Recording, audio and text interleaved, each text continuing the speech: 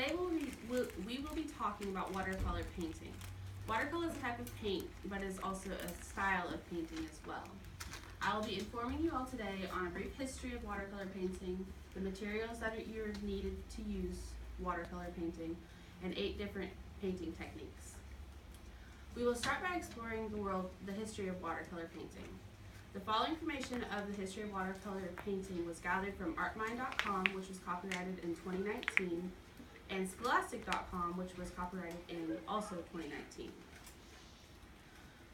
A brief history. Watercolor painting originated in prehistoric times as cave drawings, which, if I can figure out how to use that. Cave paintings were the very first type of watercolor painting because they used pigments and ground them up in water and then they painted them on the wall. The Egyptians painted using watercolors on papyrus as one of their first art forms, which is like this. Landscape watercolor painting became an independent art form in Asia by the 4th century, which we don't have a picture of that. The Renaissance is when the painting developed in Europe due to advancements in papermaking, and in the 1800s are when watercolor painting became popular in Western art, which would be in our area.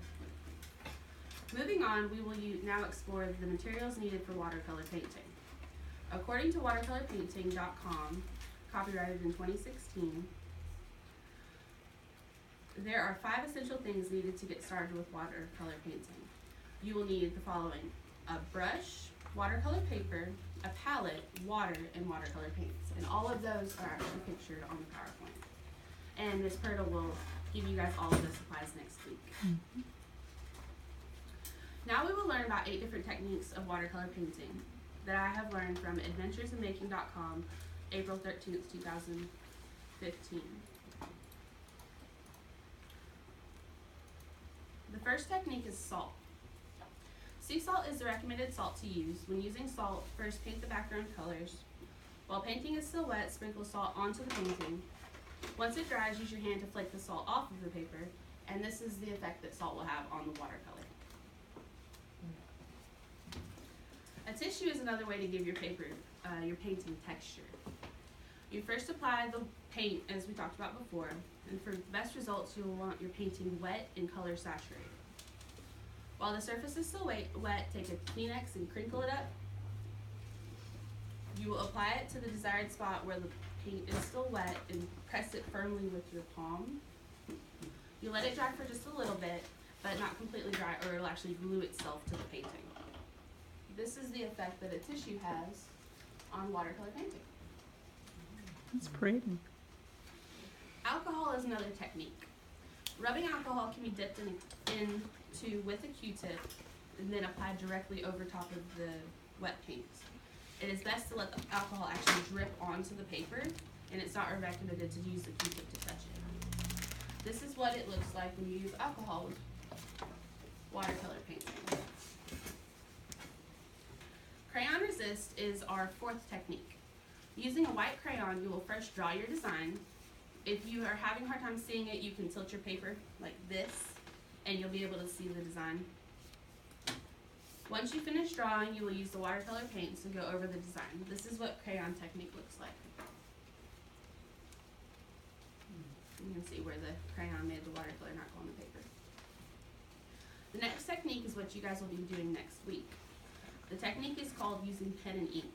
Like crayon resist, you will first draw the design, which is what you'll be doing today. After the design is finished, you will then add the watercolors, coloring it in like a coloring book using a smaller tipped brush. This is what pen and ink technique looks like.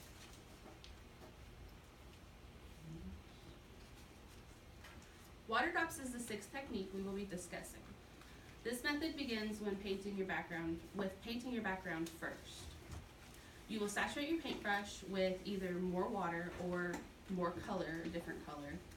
While the paper is still wet, you'll let the paintbrush drop water droplets onto the painting. And this is the effect that water droplets has on the painting. It drops it and then it spreads really cool. Splatter is always a fun technique. When using this method, be sure to cover up anything that you do not want paint on. To create the splatter effect, load your paintbrush up with paint and then you tap it. And then this will be the effect that it creates. You can splatter with all different kinds of colors. Transparency is the final technique we will be covering today. This method will begin with the lightest color that you want to use. Once you finish the design that you like with the first color, go over it again with a slightly darker color. Repeat the last step with an even darker color, and you can go on and on just with light to dark. This is what the transparency method looks like. We have covered many methods of watercolor painting, but there are numerous other ways to paint with watercolors. Today we will have learned some of the basics of watercolor painting. We have explored the history, supplies needed, and some of the methods to paint with watercolors. I hope I have informed you all on a brief history of watercolor painting, the materials needed, and 8 different watercolor painting techniques. Do I have any questions?